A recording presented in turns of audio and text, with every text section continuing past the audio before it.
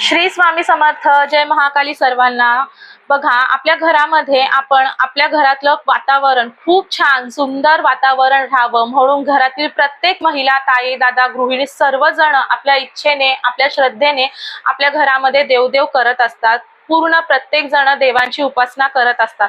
परंतु कितीही देवदेव केले तरी देखील प्रत्येकाच्या घरामध्ये काही ना काहीतरी अडचण, संकट हे येतच असतं.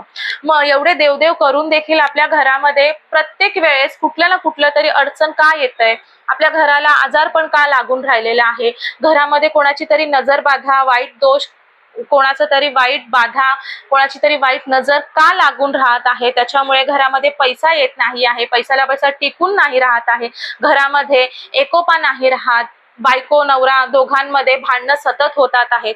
तर असं का होतंय? कारण की आपल्याकडून अशा काही चुका आहेत त्या आपल्या नकळतपणे आपल्याकडून घडतात, किंवा मग जाणून बुजून जरी आपल्याकडून ह्या चुका घडत असतील तरी देखील हे दुष्परिणाम आपल्याला भोगावे लागतात, त्याचे परिणाम आपल्या आयुष्यावर होतात.